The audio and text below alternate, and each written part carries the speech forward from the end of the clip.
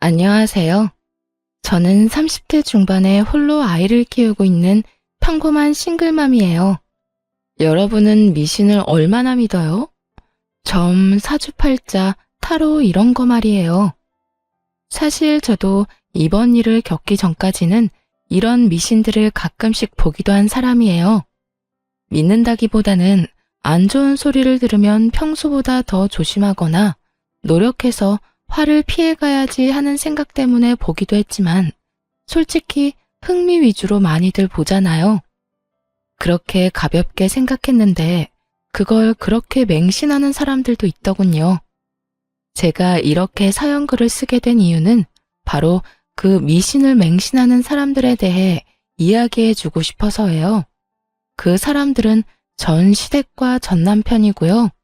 제가 얼마나 어이없는 일을 당했는지 한번 들어봐 주세요. 저는 병원의 임상병리사로 일하는 평범한 사람이에요. 남편은 평범한 회사원으로 저희 병원과 남편 회사가 가까웠기에 인연이 돼서 만나게 됐죠. 남편도 좀 기가 약해 보이는 사람이지만 착했고 시부모 될 사람들도 정상적으로 보였어요. 그게 착각이라는 건 얼마 안가 알게 됐지만요. 제가 처음으로 시부모가 이상하다고 깨달은 건 저희 부부가 결혼 후 살 집을 고를 때였어요. 아들아, 내가 너희가 고른 집 괜찮은지 한번 보러 갔는데 그 집이 참 안 좋다네. 너희들이 같이 있으면 안 좋은 일만 날 곳이란다. 큰 흉사가 생길 곳이라는데 꼭 거기 가야겠냐? 아무리 봐도 난 영 끌리지가 않는데. 저희가 원하는 매물을 보고 와서 시부에게 말했을 때 시부는 하루만 기다려달라고 하더군요. 그리고 하루 뒤 우리에게 들려준 말이 저 말이었어요. 솔직히 저는 당황했고 남편도 저와 다를 바 없었어요. 저 아버님, 그게 무슨 말씀인지, 안 좋은 곳이라는 건 어떤 의미로 안 좋다는 거예요? 입지가 별로라는 말씀이신지 아니면 뭔가 하자가 있는 집이라는 거예요? 아니야, 그런 거 말고 내가 풍수지리로 용한 곳을 알고 있거든. 거기 가서 물어보니까 그 집이 아주 최악의 집이라네.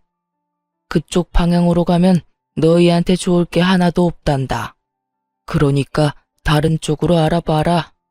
너희가 잘 돼야 우리 가문이 잘 되는 법인데 정 그곳에 가겠다면 우리는 집값 지원 절대로 못 해주니까 그렇게 알고.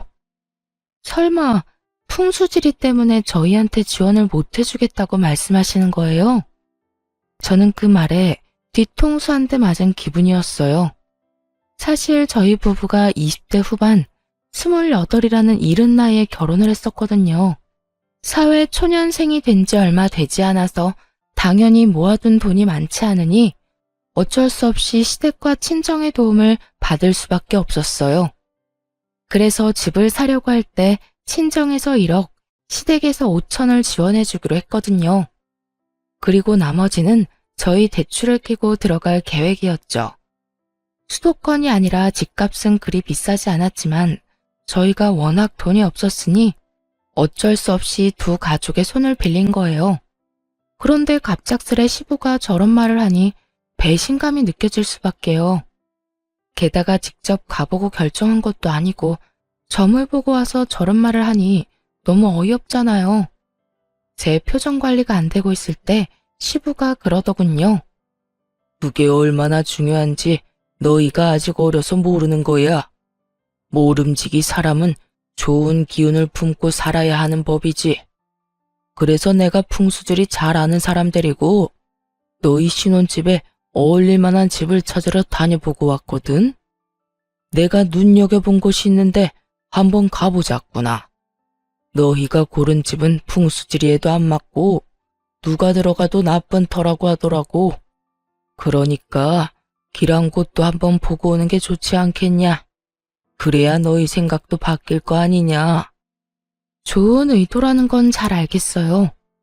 하나뿐인 아들 내외를 좋은 집에서 누구보다 길한 곳에서 보금자리를 꾸며주고 싶은 그 마음. 정말 솔직히 이런 형태가 아니었다면 고마워서 눈물이 났겠죠. 그런데 이건 좀 아니잖아요. 게다가 시부가 보내준 주소를 보니 눈앞이 캄캄했어요. 직장과는 너무 먼 데다가 지은 지 오래된 집이었거든요.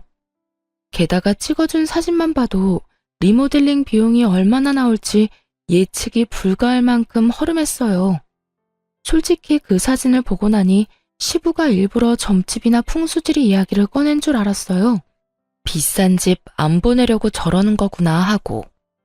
그렇지만 시부가 그것도 돈도 지원해줄 사람이 가자는데 거절할 사람이 어디 있겠어요? 결국 울며 겨자 먹기로 시부를 따라 나섰죠. 저희 부부는 이후에 다른 곳에 갈 일이 있어서 시부와는 차를 따로 타고 갔어요. 남편 차 타고 가는 길에 순간 그 근처에 살고 있는 친한 간호사가 생각났어요. 몇 년 전 결혼해서 그 동에 산다고 들었거든요. 그래서 동료에게 전화를 걸었어요. 괜찮은지 정보 좀 알아보려고요. 여보세요? 나야. 나 뭐 궁금한 게 있어서 연락했는데 잠깐 통화 돼? 응, 통화 괜찮아. 무슨 일인데 이렇게 전화로? 내일 병원 가서 물어보면 되지. 지금 당장 알아야 하는 일이라서 그렇지. 다른 게 아니고 지금 신혼집 보러 너희 집 근처로 가거든? 폰에 있는 지도로 찾아보니까 딱 너희 집 바로 근처더라고. 그 주소 보내줄 테니까 거기 집 괜찮은지 알려줄래?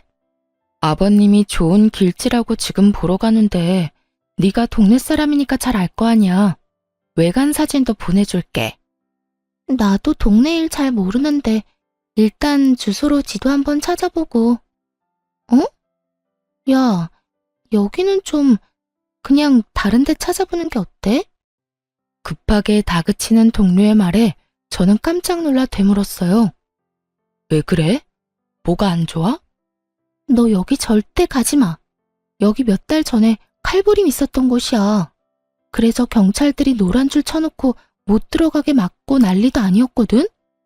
내가 동네 아무리 관심이 없어도 그 정도로 소란스러우면 모르는 게 더 이상하지.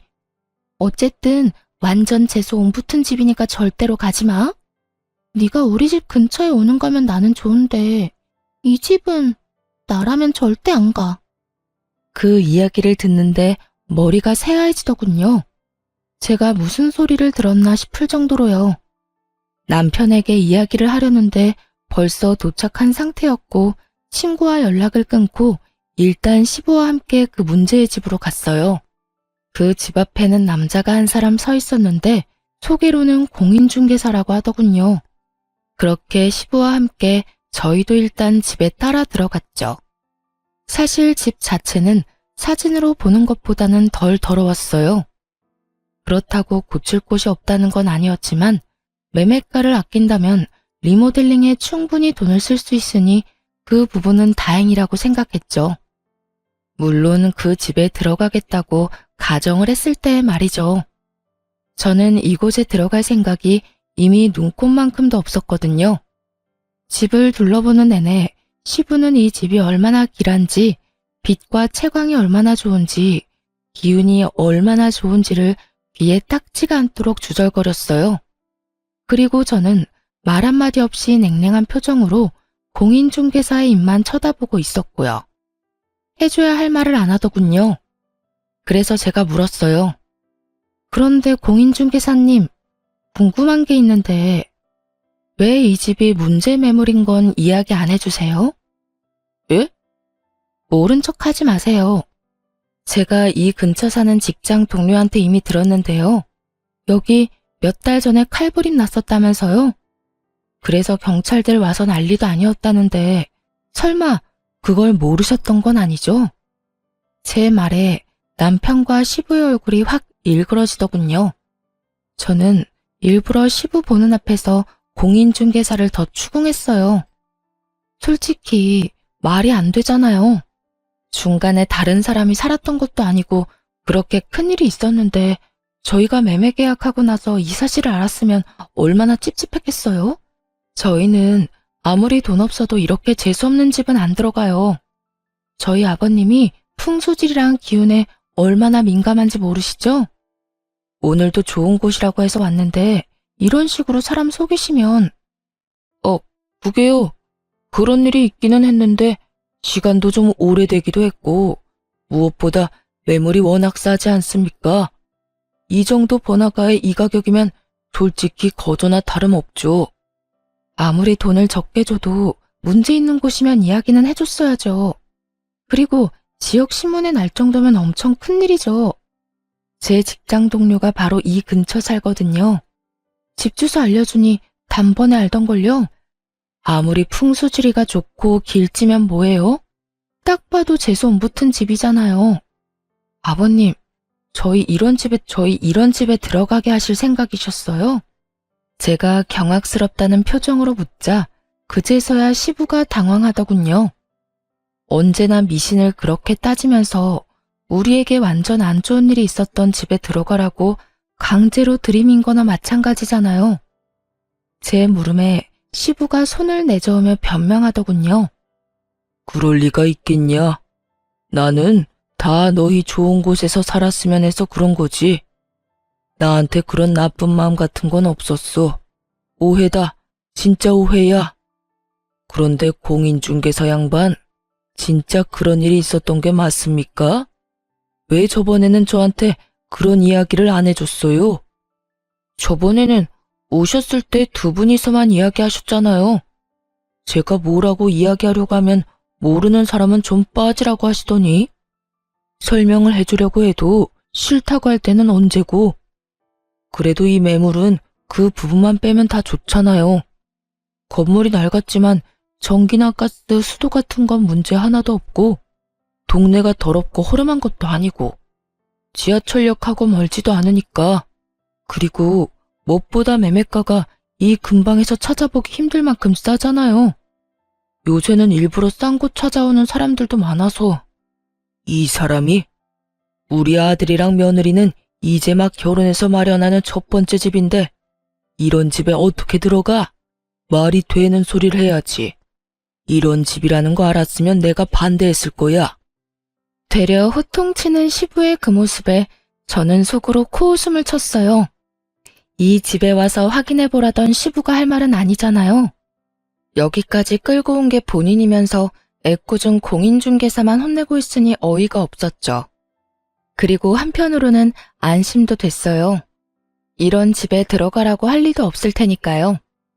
그렇게 미신을 중요시하는 시부가 이런 재수없는 집에 들어가도록 놔둘 리가 없잖아요. 그런데 그 뒤에 시부가 한 행동에 완전 질려버렸어요. 시부가 부랴부랴 어디론가 전화를 걸더라고요. 나요. 이 집에서 칼부림 났었다는데 이게 도대체 어떻게 된 일이야? 자네 말로는 좋은 집이라며. 길지라서 살면 두고두고 좋을 집이라더니 몇 달 전에 이 집에서 사람 죽어서 경찰까지 왔었다는데 잘 봐준 거 맞아? 시부의 그 말에 상대방이 뭐라고 했는지는 모르겠는데 그 뒤에 이어진 시부 말은 저를 더욱 경악스럽게 했어요. 아, 그러면 굿 한 번 하고 들어가면 된다고? 그럼 굿 한 판에 얼마 정도 하는가? 1,000만 원 정도는 받아야 한다고? 너무 비싸기는 한데 그래도 받아야 정상적으로 쓸 수 있다는 말이지? 알겠어. 필요한 준비물 같은 거 있으면 미리 말해주게. 시간도 길한 시간 골라서 알려주고. 이 집을 포기한 건 아닌지 굿을 하겠다는 말을 하더군요. 분명히는 저나 상대방이 굿을 권한 거겠죠. 그 말에 저는 열이 받았어요. 굿이라니. 저는 절대로 굿을 한 집이나 사람 죽어나간 집에서 살고 싶은 마음이 없었어요. 그런데 우리 부부의 생각은 묻지도 않고 자연스레 굿 이야기를 하는 시부에게 소리쳤어요. 아버님, 잠시만 전화 끊어보세요. 어? 중요한 이야기 하는 중인데 내가 이따가 다시 전화할 테니까 조금만 기다려봐. 전화를 끊은 시부에게 제가 말했죠. 아버님, 아무리 그래도 그거 가지고 구술하는 건 좀 아닌 것 같아요. 그냥 차라리 다른 곳을 알아보는 게 어떨까 싶은데요. 좋은 집 찾는데 들인 돈도 있으실 텐데 굳이 나쁜 집에 굿까지 해서 사는 건 아닌 것 같아서요. 제 말에 골똘히 생각하던 시부가 고개를 끄덕이더군요. 하긴 워낙에 비싼 돈이었으니 고개를 끄덕일 수밖에요. 저는 공인중개사를 보며 말했어요. 저희 시아버지께서 기운이 좋은 집을 좋아하세요. 풍수질이나 뭐 이런 것도 좀 보시고요. 근데 공인중개사들이 생각하는 그런 집은 어떤 집일까요? 그거야. 그 집에 살면서 로또에 당첨이 됐거나 원하던 걸 이뤄서 더 큰 집으로 가거나 돈을 많이 모아 더 좋은 곳으로 가는 집이 좋은 집이죠. 그런 집들은 대개가 기운이 좋다고들 하거든요. 그 이야기를 듣자마자 저는 믿져야 본전이라는 생각으로 저희 부부가 처음에 가길 원했던 집의 계약을 맡은 공인중개사에게 스피커폰으로 전화를 걸었어요. 네, 며칠 전에 집 보고 갔던 사람이에요. 그 아파트 말인데요. 혹시 전 주인분이 왜 이사하시려는 건지 알 수 있을까요? 그 집이요? 거기 부부가 원래는 집을 지으려다가 돈이 모자라서 그 집 매매해서 들어갔다고 하더라고요. 그런데 얼마 전에 집값도 많이 올랐고 목표로 하던 금액도 모여서 이참에 그 집 팔고 외곽에 고급 주택 지어서 갈 거라고 하더라고요. 들어간 지 5년 만에 더 큰 집으로 갔으니 집 기운이 좋은가 봐요. 그 사람들 전에 주인도 짧은 기간에 돈 많이 모아서 더 큰 집으로 갔거든요. 완벽해 보이지는 않아도 이력을 따져보면 그 집만큼 괜찮은 집도 없어요. 그러니까 그게 진짜인지 가짜인지는 정말로 아무 필요도 없었어요. 공인중개사가 그렇게 말해주는 바람에 저희 부부 선택이 완벽했다는 게 증명이 됐으니까요. 그리고 그 집이 풍수지리상 길지인지 흉지인지도 전혀 관심 없었어요. 다만 시부가 알려준 집은 누가 봐도 재수없어 보여서 들어가기 싫었던 거고요. 그 사람의 말을 듣는데 시부도 더 이상 아무 말도 못하더군요. 아버님, 그렇다는데 혹시 원래 제가 말씀드렸던 곳으로 계약해도 될까요? 굳이 큰돈 들여서 흉흉한 집을 좋은 집으로 바꾸느니 그냥 다른 사람들에 의해 검증된 집에 가는 게 좋잖아요. 그래도 너희들한테는 그 집이 흉지라는데 너희가 계속 아플 거라고 해서 내가 그랬던 거지. 너희들이 상관없으면 그냥 그 집으로 하거라. 결국 시부의 허락을 받게 된 저희는 원래 봐두었던 집에 신혼집을 꾸리게 됐어요. 그 집에 들어가고서야 그 오싹한 기분이 사라졌어요. 시부가 추천해준 집에 들어가게 될까봐 얼마나 두려웠는지 다들 모르실 거예요. 그 집을 우리 손으로 사지 않았다는 것만으로도 정말 천만다행이라고 생각하고 있어요. 시부의 미신 사랑에 대해 뼈저리게 느끼게 된 것이 이 신혼집 구매 때였어요. 그리고 그 뒤에도 시부의 미신에 대한 맹목적인 애정은 전혀 사라지지 않고 더 커져가기만 했죠. 저희가 결혼하고 3년간 애가 전혀 생기지 않더라고요. 따로 피임을 하는 것도 아닌데 애가 생기지 않자 저희도 걱정은 됐지만 아직 나이가 30대 초반이었으니 조금만 더 기다려보자는 생각을 했어요. 그런데 시부가 이번에도 그 일에 간섭을 시작했어요. 며느라가 이번 연도에는 꼭 애를 가져야 한단다. 무조건 올해나 내년 안에 애를 낳아야 해. 내가 용한 점쟁이한테 갔다 왔는데 그래야 크게 될 손자를 얻을 수 있다는구나. 그 말에 저는 또 하는 생각이 들었죠. 여태껏 아무 말 없었던 이유는 우리를 배려해서라기보다는 때가 되지 않았기 때문이고요. 정말 하다하다 애 낳는 것까지 이렇게 간섭받을 줄은 꿈에도 생각해 본 적 없는데 말이죠. 그래도 어차피 한 번은 가봤어야 할 난임센터를 시부의 권유로 가게 됐으니 어찌 보면 잘된 일이기는 했죠. 난임으로 판정받기는 했지만 시술로 한 번의 아이를 가지게 됐거든요. 제가 임신했다고 했을 때 가장 좋아했던 사람이 시부였으니 솔직히 그간의 서운한 마음이 아주 조금 덜어지는 기분이었어요. 그러나 시부가 축하의 말을 건넨 뒤에 한 말은 저를 다시 답답하게 만들기에 충분했어요. 내가 나를 받아왔다. 출생택일이야. 애도 이제는 날짜 시간 맞춰서 낳아야 크게 되는 거야. 정말로 잘된 놈은 태어날 때부터 정해지는 거지. 네 출산 예정일에 맞춰서 받아온 날이다. 자, 받아놔라.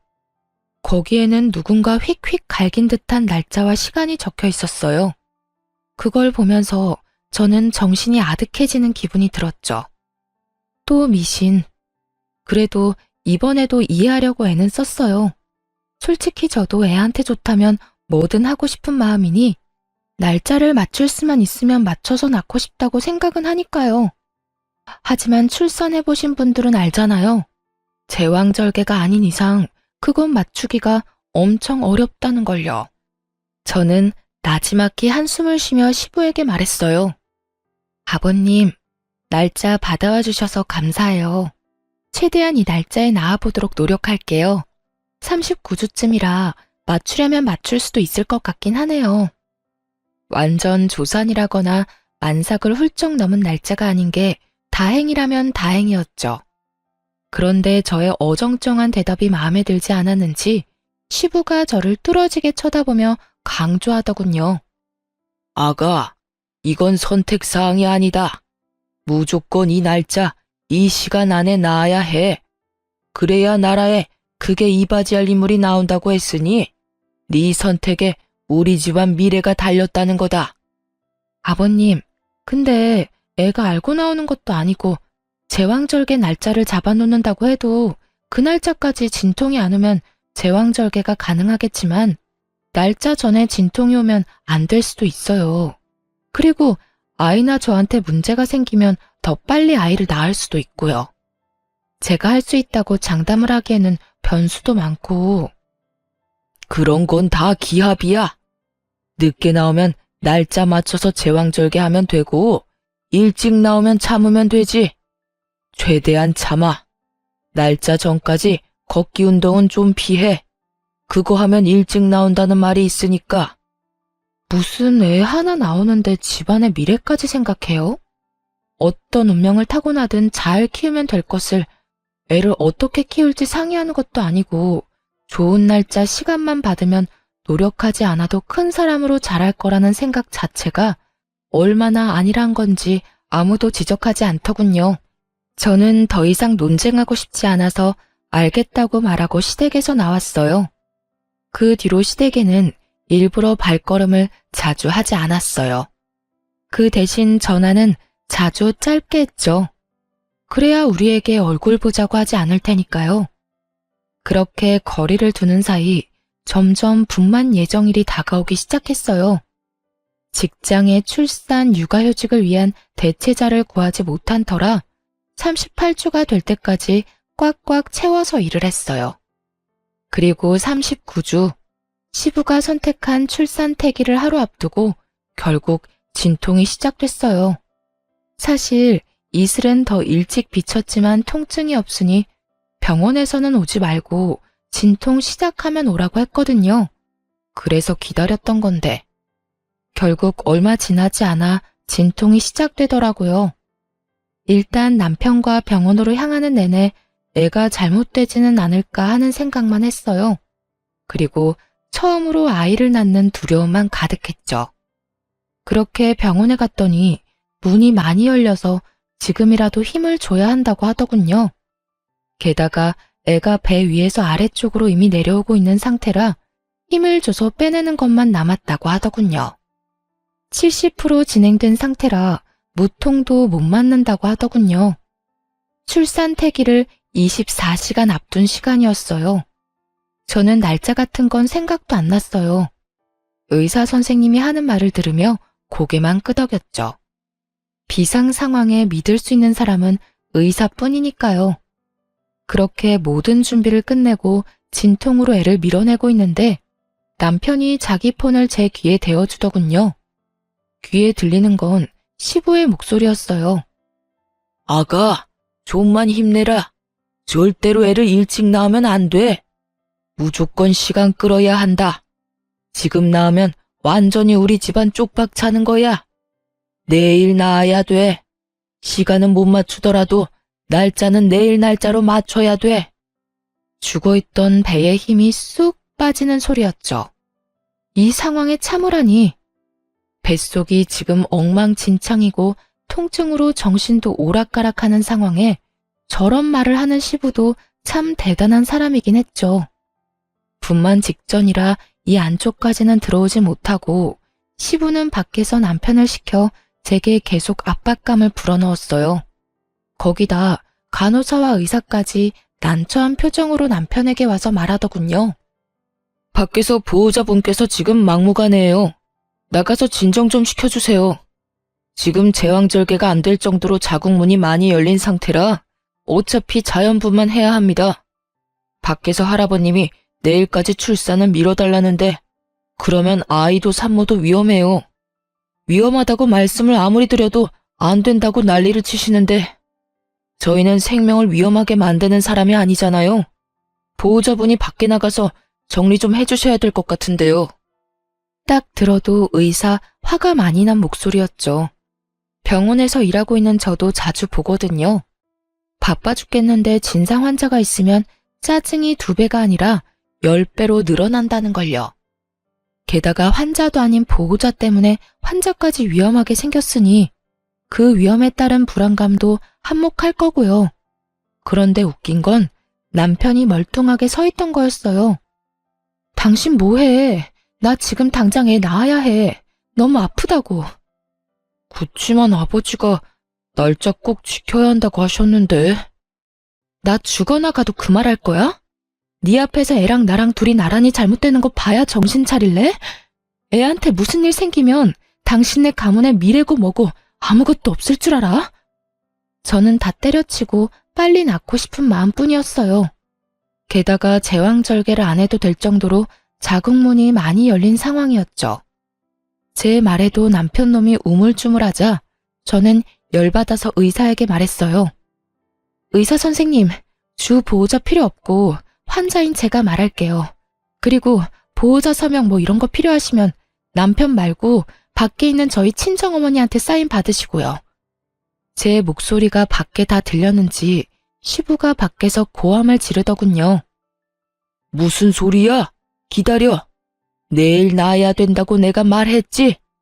어이, 의사 선생, 참을 수 있다니까. 조금만 시간 좀 더 끌어. 사돈, 이제 그만 좀 하세요. 동네 창피하게 왜 병원에서 난리예요? 그리고 왜 출산을 맞추려다가 내 딸까지 죽일 일 있어요? 당신네한테는 손주가 소중하겠지만 우리한테는 딸이 더 소중하거든요. 어디서 태어나지도 않은 애 출산을 맞추려고 내 딸 죽이려고 해. 경고하는데 내 딸한테 문제가 생기면 나 당신들 절대로 그냥 안 둬. 친정엄마 말에 시부도 덩달아 흥분했는지 쏘아붙이더군요. 사부인이 말씀이 지나치시네요. 내가 왜 이러는지 몰라서 그래요. 내일 애가 나와야 나라에 이바지할 큰 사람이 된다고. 나와야 사람이 되든 말든 할 거 아니오. 저러다가 둘 다 잘못되기라도 하면 그쪽이 책임지실 거냐고.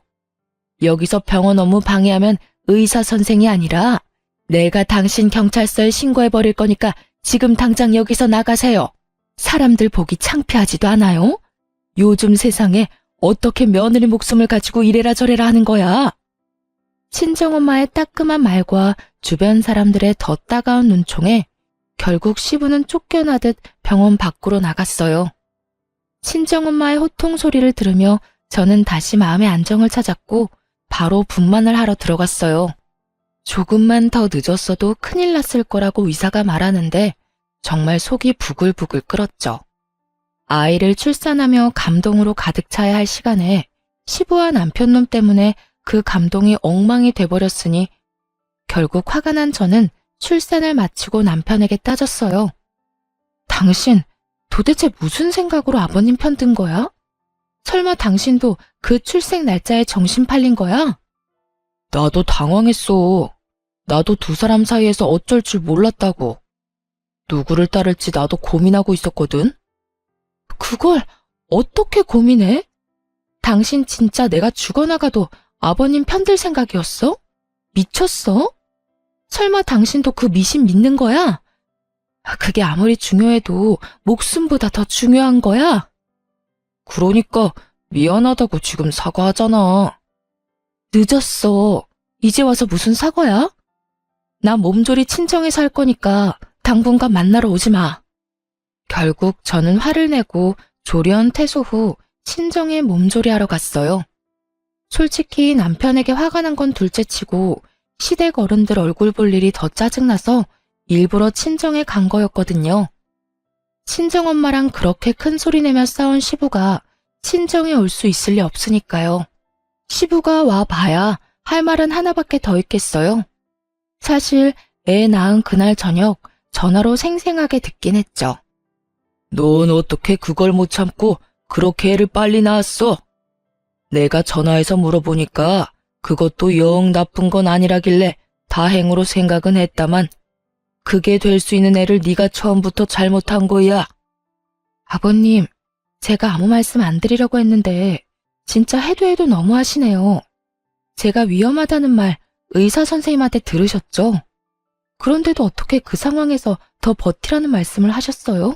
제가 진짜로 잘못되기라도 했으면 어쩔 생각이셨어요? 아니 너야말로 너무 네 생각만 하는 거 아니냐?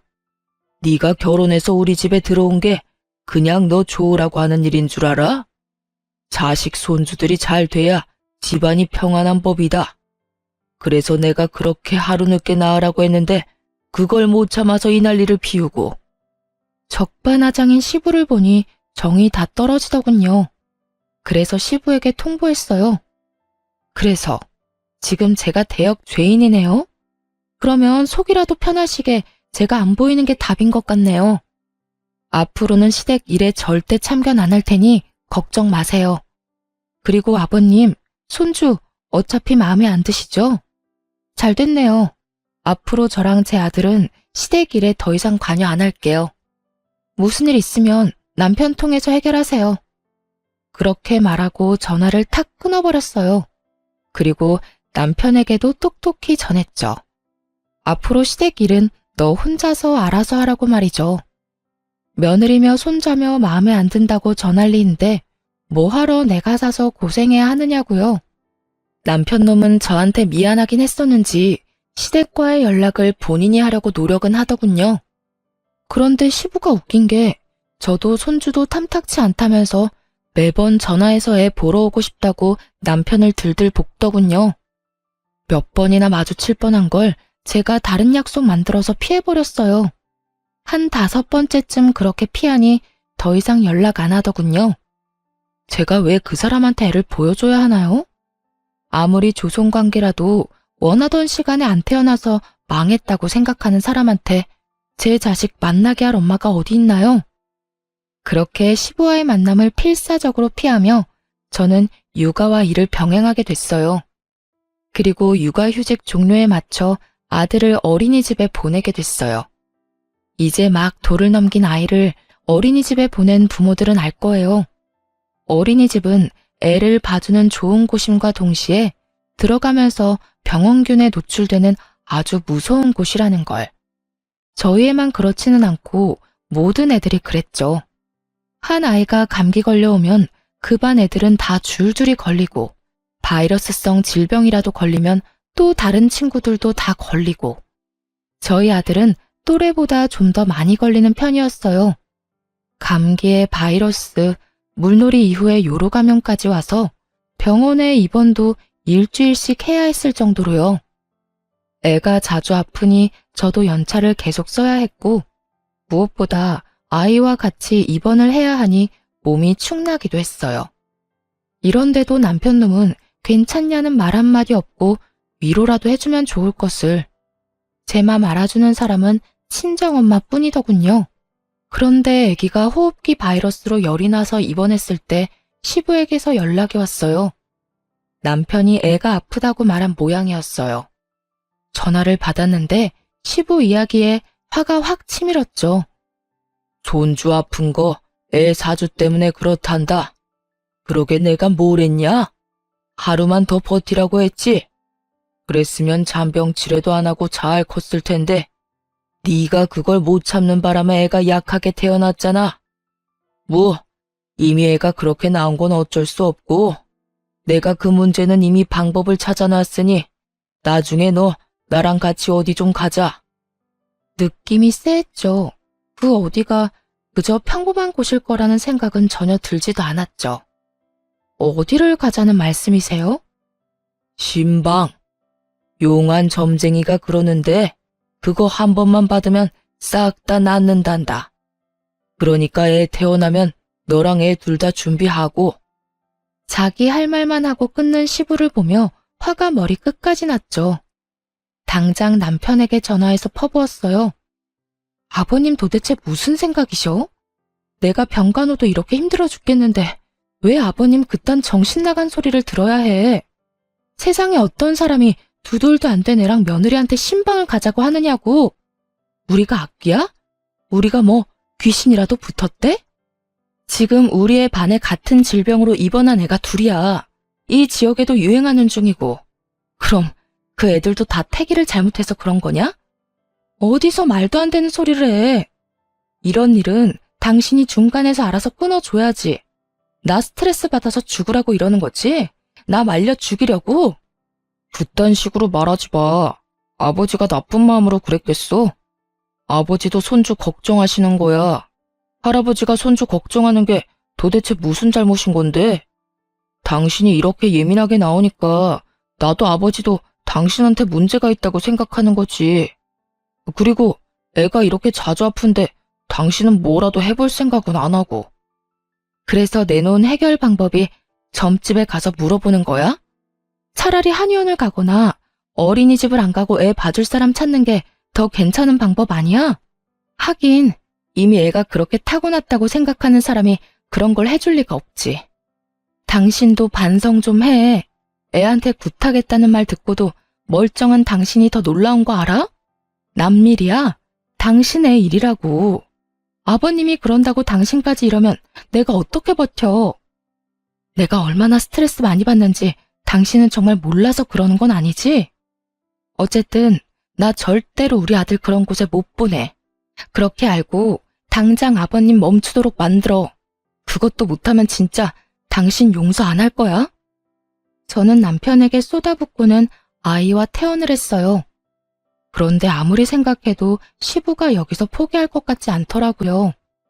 점쟁이가 애를 데려오라고 했다는 거 보면 분명 애도 데려가라고 기를 쓰겠죠. 그 생각하니 온몸이 오싹하더라고요. 분명 집으로 찾아올 것 같아서 애랑 친정으로 갔어요. 설마 여기까지 와서 소란 피우지는 않겠지 싶었는데 웬걸 여기까지 쫓아왔더라고요.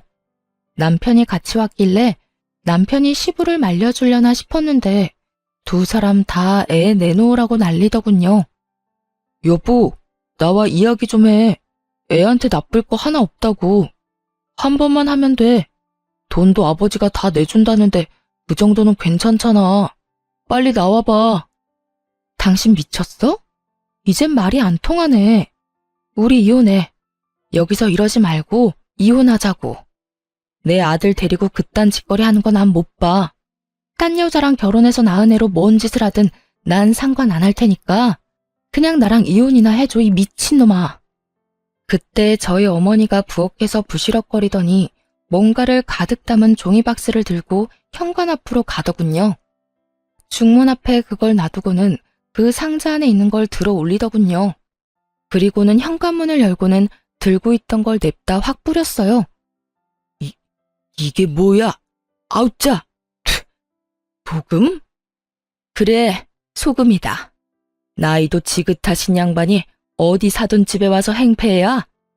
상가집 갔다 와서도 안 뿌리는 소금까지 뿌리게 만들 정도로 완전 재앙 같은 인간이 당신이야. 감히 내 딸이랑 내 외손주한테 굿을 해? 이 정신 나간 노친네가? 늙으려면 곱게 늙어. 나이는 뒷구녕으로 처먹었냐? 지금 당장 우리 집 앞에서 안 떠나면 소금보다 경찰에 신고해서 잡아가도록 만들 거요. 어디서 사기꾼 같은 놈한테 속아가지고 여기 와서 지랄 연병을 떨어? 시부와 남편이 뭐라고 말하려고 할 때마다 친정엄마는 상자 안에 가득한 각양각색의 소금을 시부와 남편에게 탈탈 뿌려댔어요. 입으로 들어오는 짠맛에 말도 못하고 침만 퇴퇴 뱉는 두 사람에게 친정엄마가 꽥 하고 소리쳤어요. 내 눈에 흙이 들어와도 절대로 내 새끼한테는 국 같은 거 못해. 만약 그딴 짓 하기만 해봐. 내가 콱 죽어서도 당신 옆에 딱 달라붙어서 재수 더럽게 없도록 만들어줄 테니까 썩 꺼져. 결국 시부와 남편놈은 엄마에게 쫓겨났죠. 그렇잖아도 큰 소리에 옆집에서 경비 아저씨한테 연락을 넣었더라고요. 그 덕분에 무사히 두 사람을 쫓아낼 수 있었죠. 이 일 이후에 저는 남편과 시부에게 완전 실망하고 이혼 절차를 밟았어요. 당연히 이혼 사유가 사유인 만큼 소송은 제게 유리하게 진행됐죠. 위자료의 재산 분할, 아이 친권과 양육권까지 가져왔거든요. 그렇게 남편과의 사이는 법적으로도 사적으로도 완전히 끝났죠. 저는 혼자서 애 키우며 사는 게 두려워 이혼 후 아이가 초등학교 들어가기 전까지 친정에서 친정 부모님과 같이 살았어요. 그런데 이혼하고 몇 달 안 지나서 전 남편이 저를 찾아왔더군요. 정말 만나고 싶지 않았는데 문 앞에서 제발 한 번만 이야기만 들어달라고 해서 전 남편과 이야기를 했어요. 그런데 정말 웃긴 게 뭔지 아세요? 전 남편 놈이 제 눈치를 슬슬 보더니 돈을 좀 빌려달라고 하더군요. 여보, 나 요즘 많이 힘들어. 당신이랑 이혼하면서 낸 위자료도 버거운데 직장도 폐업해서 일자리도 잃었거든. 나 지금 완전 빈털털이야. 지금 전처한테 돈 빌리러 왔어? 당신 도대체 여태껏 뭐하고 살았어? 직장 폐업했으면 다른 직장 빨리 알아봤어야지. 지금 일자리 하나 못 구해서 나한테 돈 빌리러 온 거야? 힘들어서 그렇지 세상에 넘치는 게 일자리야. 돈 벌려면 뭔 짓인들 못해? 아직 덜 힘드네. 덜 힘든 거야. 그런 거 아니야. 나도 노력은 했지. 아버지도 나한테 계속 안 좋은 일이 생기니까 점쟁이들 찾아서 알아봤지. 점쟁이들 말로는 굿 한판 하면 직장도 다시 생기고 애도 찾을 수 있고 여자도 생긴다고 해서 내 인생 좀 펴게 하려고 3천만 원짜리 굿까지 했는데도 안 됐어. 너 지금 그게 노력이라는 거야? 굿하는 게 노력? 야, 이 미친놈아. 차라리 배달이나 노가다를 해. 그래야 돈이라도 생기지. 하긴 당신 생각이야 눈에 훤하지. 아무리 봐도 그런 일은 당신급이랑 안 맞는 것 같아? 이 화상아, 돈 버는데 귀천이 어딨어? 죽고 싶지 않으면 무슨 일이든 해서 돈 벌어야지. 그리고 어떤 인간이 돈이 없는데 3천만 원을 들여서 구슬해? 와, 지금 보니까 내가 이혼을 잘했어. 이런 놈을 남편이라고 믿고 있었다가는 무슨 큰 봉변을 당했을지 상상도 안 가. 그 3천만 원만 아꼈어도 지금쯤 이 꼴은 안 났겠지. 여보, 나 진짜 심각하다고. 진지하게 생각 좀 해봐. 지금 월세 낼 돈도 없어서 허덕이는데 차도 중고로 다 팔아버리고 남은 게 없다고. 눈물을 질질 짜면서 제게 하소연하는 전 남편 놈을 보니 정말 우라통이 터지더군요. 왜 여기 와서 나한테 이야기한들 뭐가 나아지냐고요.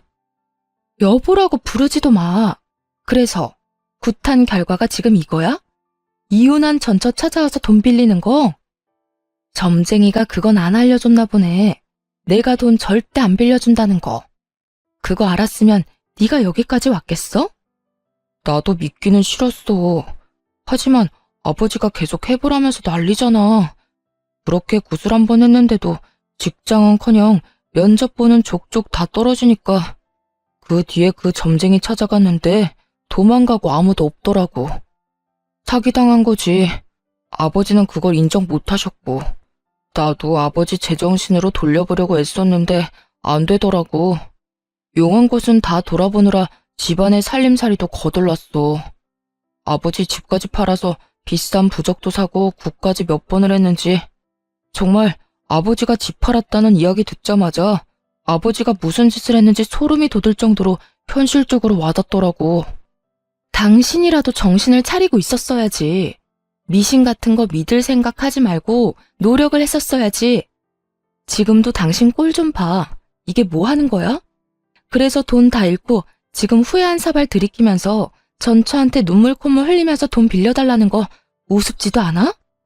멀쩡한 몸뚱어리 놔두고 쉽게 돈 얻어볼 생각으로 이혼한 전처한테 찾아온 것도 어지간히 뻔뻔하지 않으면 못할 짓이긴 하지. 지금 이럴 시간에 알바라도 해서 돈이나 벌어. 네 자식 키울 양육비는 미루지 마. 제 말에 전 남편은 아무 말도 못하고 입만 앙 다물고 고개만 푹 수그리고 있더군요. 그 꼴 보니 답답해서 소리를 한 번 더 질렀어요. 당장 가서 일하라고. 배달이든 상하차든 공사판을 뛰든 지금 당장 할 수 있는 일을 해서 돈이나 벌어. 그렇게 전 남편은 본전도 못 찾고 돌아가야 했어요. 도대체 저는 왜 찾아온 건지 이해가 안 가더라고요. 저 찾아올 시간에 무슨 일이라도 했으면 이 정도로 허덕이지는 않았겠죠. 나중에야 들은 이야기이긴 한데 시부가 미신을 맹신하며 여기저기 돌아다니면서 쓴 돈만 2억이 넘는다더라고요. 근데 참 웃기죠? 그 돈을 써서 행복과 행운을 찾으려고 할수록 그 사람에게서 행복과 행운은 점점 더 멀어져 간다는 거요. 전 남편도 마찬가지죠. 시부처럼 미신을 믿는 순간부터 순차적으로 가지고 있던 걸 잃게 됐잖아요. 저와의 신뢰, 자식, 직장, 돈까지 몽땅 사라졌죠. 저 아들을 생각했다면 시부에게 동조할 것이 아니라 우리와 함께 했어야죠. 시부 편들다가 결국은 본인 인생 날아가고 시부도 가진 돈 다 털려서 아들에게 의지하며 산다는데 저는 솔직히 지금도 이해 안 가요. 시부가 왜 그렇게 맹목적으로 그런 것들을 믿었는지. 이혼 이후로는 절대 미신에는 눈길도 안 줘요. 그런 거 없어도 사람의 삶이라는 건 순리대로 흘러가는 법인데 중간에서 억지로 꼬려고 할수록 더 복잡해지는 거라고 저 혼자 이 상황을 겪고 그렇게 생각하기로 했어요. 뭐든 적당히가 제일 좋은 것 같아요. 적당하게 하기만 한다면 마음의 부담도 덜 수 있고 불안감도 다스릴 수 있겠죠. 가만히 보면 시부와 전 남편은 그런 불안에서 벗어날 수 없었기 때문에 미신이라는 도구에 의존하게 된 건지도 모르겠네요. 그러니 마음 다잡고 열심히 살 생각이에요. 그래도 전 남편도 자식 짓기 생각은 하는지 양육비만큼은 꼬박꼬박 잘 보내고 있어요. 들어보니 택배 상하차 일을 하고 있다더군요. 하려면 할 수 있는 일인 것을 왜 그때는 깨닫지 못했는지 참 이해가 안 가긴 합니다만 후회는 언제나 늦은 법이고 떠나간 버스는 다시 돌아올 일 없으니 그것도 전 남편이 만든 결과죠. 여러분, 뭐든 적당히가 중요한 것 아시겠죠? 과하면 언제든 문제가 생기는 거라는 걸 저는 이번 이혼으로 깨달았거든요. 제 어이없는 이혼 사연 잘 읽으셨나요? 읽어주신 분들에게 감사한 말씀 전하며 모두 행복한 하루 되세요.